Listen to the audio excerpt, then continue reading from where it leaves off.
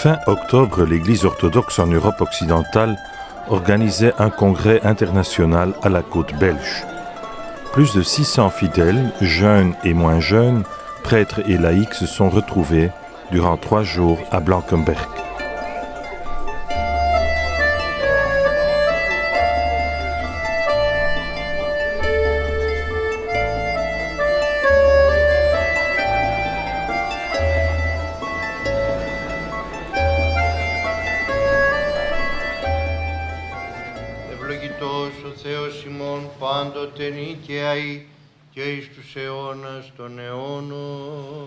Amen.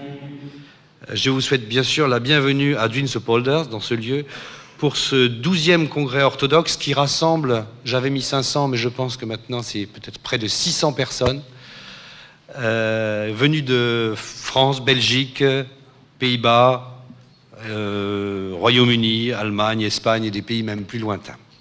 Alors ce congrès, c'est le vôtre, c'est le nôtre, nous en sommes tous les acteurs. Il sera, j'en suis sûr, un lieu d'échange, d'approfondissement, de prière, d'unité, de témoignage de la vérité et de charité. La séance inaugurale du congrès s'est déroulée sous la présidence du métropolite Panteleimon de Belgique, muni d'un message du patriarche œcuménique Bartholomé.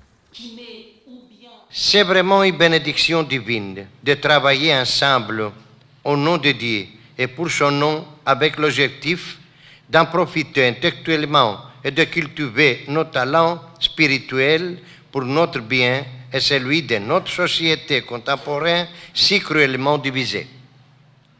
Ce qui prime dans ces temps difficiles, c'est le maintien de l'amour et de l'union entre les peuples et les diverses religions afin qu'il règne la paix de Dieu sur terre. Je vous procède à la lecture du message de sa toute sainteté le patriarche œcuménique adressé au Congrès déclarant l'ouverture de ses travaux. Nous félicitons du fond du cœur votre Sœur Éminence et tous les participants du Congrès orthodoxe de l'Europe occidentale de cette année. L'organisation de ces rassemblements fraternels manifeste et renforce votre unité spirituelle à Christ. Cette unité en Christ est basée sur la foi commune, sur le lien de la paix et sur votre amour mutuel, amour qui surpasse les distinctions nationales, ethniques, linguistiques ou d'autres formes de distinction.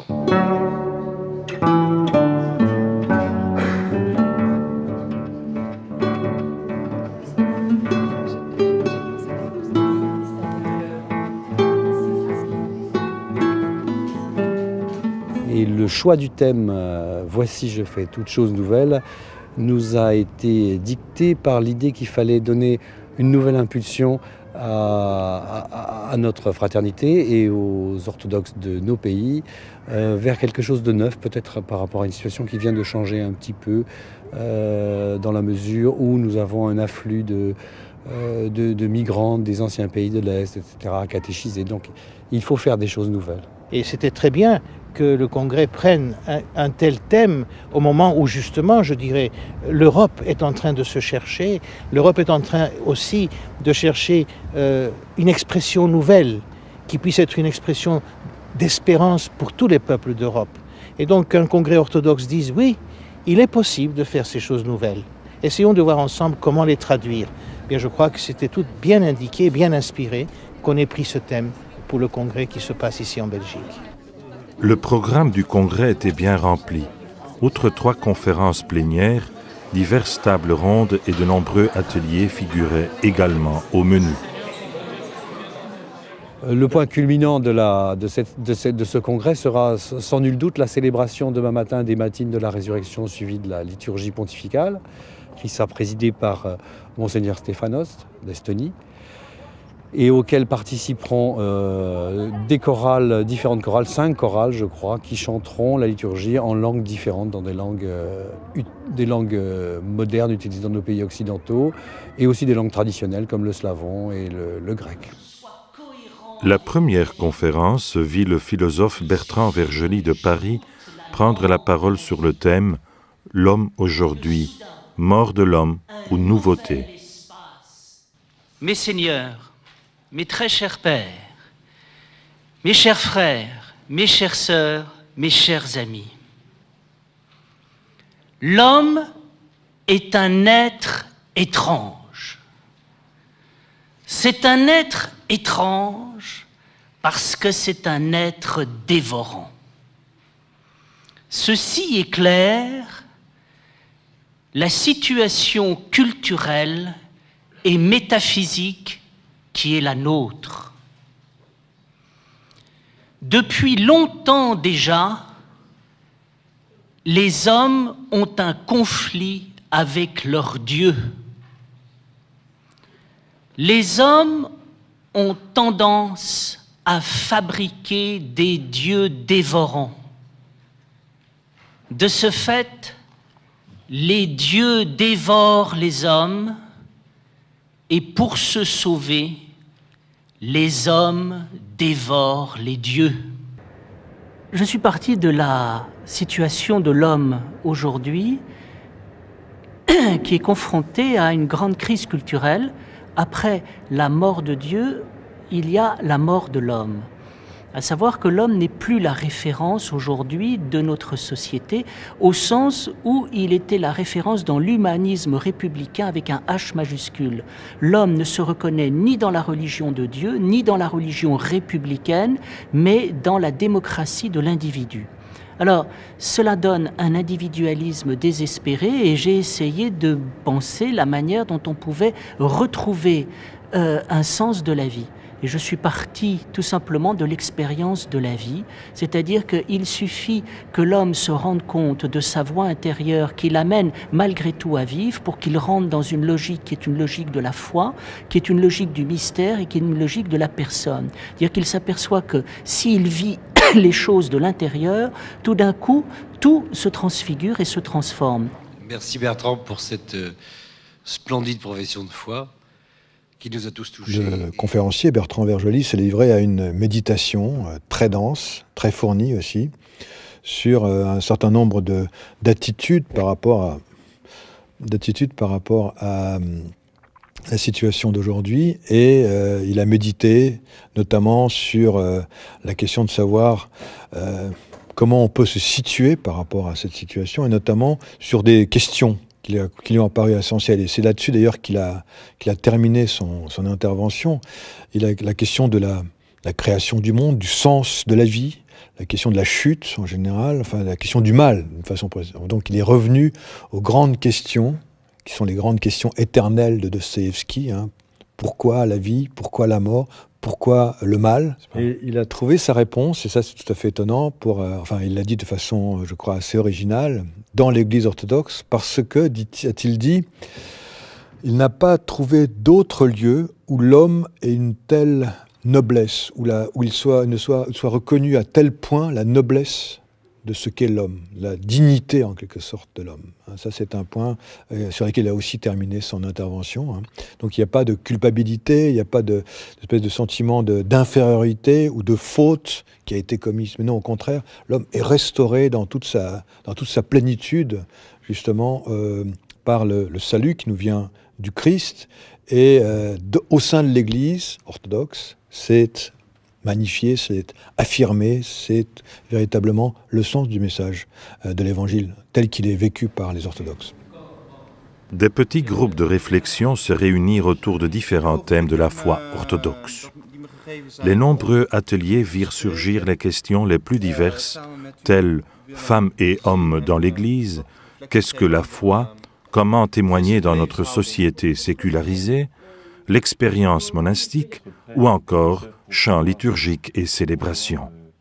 Les ateliers furent en outre l'occasion idéale de faire connaissance avec les fidèles venus d'autres pays d'Europe occidentale. Autre moment fort du programme, les tables rondes du samedi après-midi. Un des thèmes était consacré à la divine liturgie du dimanche. Le dimanche, jour du Seigneur, est aujourd'hui un jour qui est de plus en plus banalisé. Et les raisons sont multiples. Il faut se remettre de la fatigue de la semaine.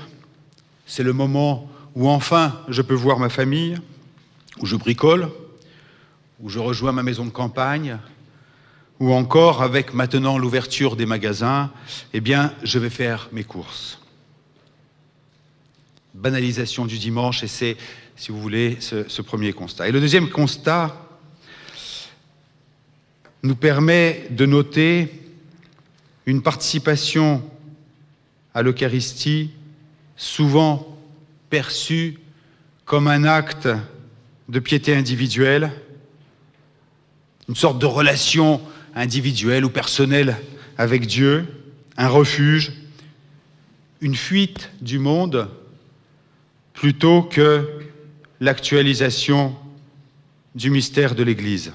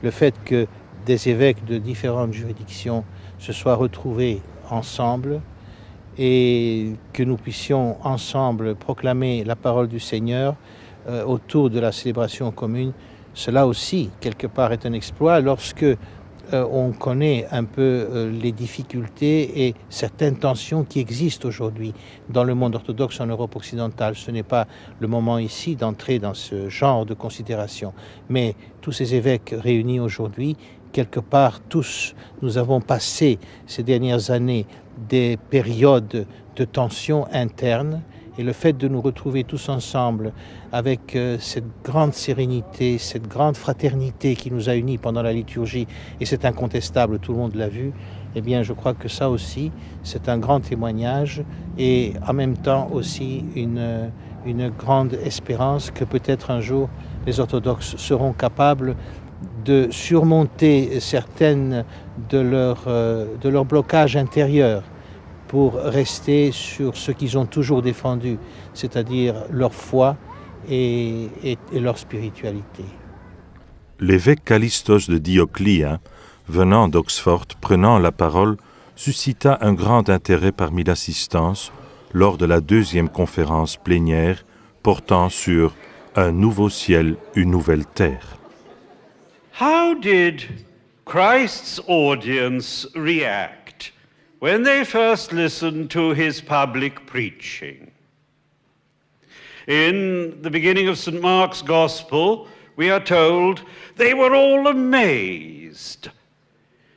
And they kept on asking one another, "What is this? A new teaching?" Such was the initial response of our Lord's first hearers. They were struck by the newness of his message. Their reaction was, "We have never heard anything like this before." Jesus himself referred to his teaching as new wine that has to be put in fresh wineskins. At the Last Supper, he entrusted to his disciples what he called a new commandment. "I give you a new commandment, that you love one another." And when instituting the Eucharist, he emphasized its newness. "This cup is the new covenant in my blood." But then, what do we mean by new? And there are different levels of newness. A thing can be new just because it is a little unexpected. But that's a rather superficial view. I shall suggest there is a deeper meaning to the newness of Christ, that in the person of Christ, in his teaching, in his death and resurrection, the age to come breaks into our present age. So in this way, Christ is not just saying things that are unusual, but actually we have in Christ the breaking through of a new level of reality into our world. And my theme, therefore, will be that the new event par excellence is the resurrection, when it is not just the first day of the week, but it is the 8th day, the entry into our world, of the world of eternity, the world of the age to come. So the real newness that we have to proclaim is that eternity has entered time. And then I shall ask at the end, how can we best enter into this newness? And my subject then will be, we enter into the newness of Christ by offering the world back to Christ in thanksgiving. If we can turn the world into a Eucharistic offering, then indeed all things will be made new.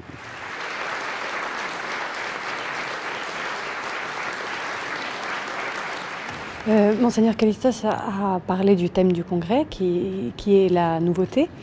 Et la nouveauté dans l'Église, et il nous l'a signalé, est quelque chose d'absolument fondamental, puisque ce que le Christ est venu nous apporter était le renouveau, une façon de rendre le monde à nouveau complètement renouvelé. Donc ce mot a été beaucoup employé, c'est pour ça que d'ailleurs il réapparaît beaucoup dans ce que je dis. Et ce qui était surtout très frappant, et Monseigneur Kallistos l'a mentionné pendant sa conférence, et ensuite c'est apparu aussi pendant les réactions du public, c'est que le mot de nouveauté fait peur aux orthodoxes, parce que souvent ils le comprennent mal. Ils ne comprennent pas, c'est ce qu'il nous a rappelé, que c'est vraiment la base de tout, et qu'il ne faut pas avoir peur de perdre son orthodoxie si on réintroduit, remet cette nouveauté qui n'est autre que la vie. La tradition est vivante, et cette tradition vivante est appelée à se renouveler avec chaque génération. Et les orthodoxes, très souvent, considèrent que la nouveauté est un terme proche du terme renouveau, qui a pris une connotation extrêmement péjorative et qui le reste encore. Et donc, d'une certaine façon, la conférence de Monseigneur Kallistos était comme une apologie, une explication en positive de ce terme qui, disait-il, est ce qui nous fait vivre, nous chrétiens. À la violence par la violence, et d'opposer, comme vous le disiez tout à fait justement, la douceur à la haine, l'amour à la violence, ce sont eux qui gagnent. C'est la question, si vous voulez, de la vulnérabilité, le plus haut point de force de la vie. Lors de la dernière journée du Congrès, Michel Stavro, théologien venant de Paris, s'exprima à l'occasion de la 3e conférence plénière sur la question « Quel défi pour l'Église à l'aube du 3e millénaire ?» La question sur laquelle on m'a demandé de réfléchir et de parler est extrêmement vaste. Il m'est impossible d'en évoquer tous les aspects. Je pouvais donc soit parler du défi fondamental et permanent lancé à l'Église, qui est de féconder le monde, soit décliner les multiples aspects, multiples questions que le monde d'aujourd'hui pose implicitement à l'Église et auxquelles celle-ci doit répondre. Et on peut dire que s'esquisse un contexte entièrement nouveau aujourd'hui, avec l'ère de ce que l'on appelle la mondialisation. Et dans ce nouveau contexte, les personnes apparaissent individualisées, sectarisées, très souvent repliées dans des communautés identitaires. Et donc se pose la question de la communion entre les personnes. Et je crois que l'Église est appelée à répondre à cette attente. Comment doit-elle le faire ? Sans doute en se recentrant sur l'essentiel, à savoir qu'est-ce que l'Église, qu'est-ce que son être. Et je vais essayer de réfléchir et de susciter une réflexion sur un retour au sens spécifique de ce qu'est l'Église et de son rapport par rapport au monde. Est-ce que l'Église est isolée par rapport au monde, c'est quelque chose qui est à côté, ou est-ce que l'Église n'est pas plutôt au cœur même du monde, appelée à l'évangélisation de ce monde, à rappeler le sens même du monde, à savoir que le monde n'a pas été créé pour lui-même, mais a été créé pour être offert en quelque sorte, offert intégralement au Créateur. Et cela, nous le vivons à différents niveaux. Nous le vivons tout simplement dans le contexte des communautés eucharistiques. Qu'est-ce que c'est qu'une communauté eucharistique ? Bon, c'est la paroisse, c'est le monastère. Ce sont des pôles où finalement les hommes se rassemblent et réfèrent à leur Créateur toute leur vie, toute leur existence, tout ce qu'ils portent en eux, tout ce qu'ils vivent au quotidien. Ils le rendent à leur Créateur. L'archevêque Gabriel de Coman, lui aussi venant de Paris, faisait partie de l'assistance lors de la conférence de Michel Stavro. Il souligne certains défis auxquels doit faire l'Église orthodoxe. La nécessité de nous organiser en Europe occidentale comme une véritable Église locale, dans une diversité de traditions, ça doit être clair. Il y a des paroisses d'origine grecque, d'origine russe, des Ukrainiens. Donc ça, c'est une richesse, ça il faut avouer. Mais nous devons vraiment travailler pour arriver à une véritable structure unifiée, donc avec un épiscopat pour tous et pas selon la nationalité.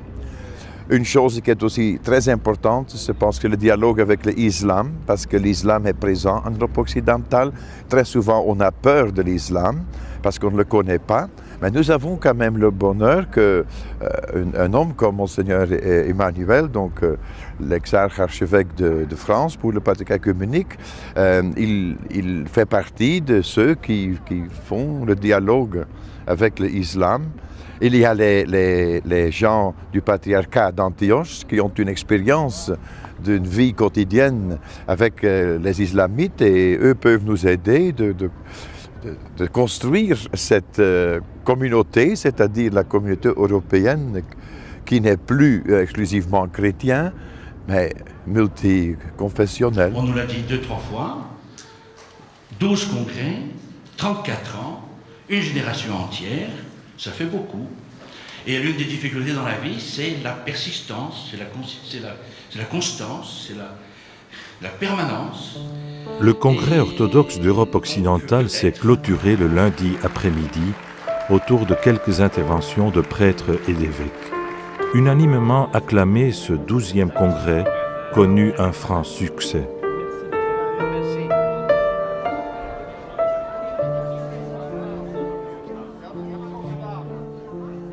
crois que cette tradition des congrès, qui est organisée tous les 3 ans, est particulièrement importante parce que c'est une des rares occasions où l'ensemble des orthodoxes d'Europe occidentale peuvent se retrouver, réfléchir ensemble, partager ensemble et repartir avec cette assurance et cette certitude que l'orthodoxie, qui dans les différents pays d'Europe est une minorité, est une petite communauté par rapport aux autres religions existantes, et bien que l'orthodoxie représente une réalité en Europe occidentale. Et non seulement elle représente une réalité, mais de plus en plus, parce que ces congrès, vous savez que j'y ai participé depuis son origine, depuis leurs origines, de plus en plus nous voyons que ce n'est plus simplement les chrétiens orthodoxes traditionnels qui viennent, roumains, grecs, russes et autres, mais de plus en plus nous voyons des jeunes générations d'enfants, de jeunes qui sont nés en Europe occidentale. Certains gardent leurs traditions et leurs origines, mais d'autres sont déjà des autochtones. Et cela montre que l'orthodoxie, tout doucement, commence à s'insérer dans la réalité sociale et sociologique des pays d'Europe occidentale et que peu à peu, elle commence à s'exprimer et à rayonner comme une réalité non seulement orientale, mais aussi occidentale. Et cela dans un esprit pacifique, dans un esprit de paix. Et je dois dire que, particulièrement à ce congrès, je pense que c'est le cadre, sans doute aussi le contexte. On a un temps superbe. Je dois dire que je trouve ici une ambiance remarquablement chaleureuse de la part de tous, une grande paix. Et les précédents congrès étaient quand même marqués par certaines tensions, par certaines attitudes de tristesse ou de découragement. Ici, dans ce congrès, je vois une grande sérénité et un grand sentiment d'espérance pour l'avenir.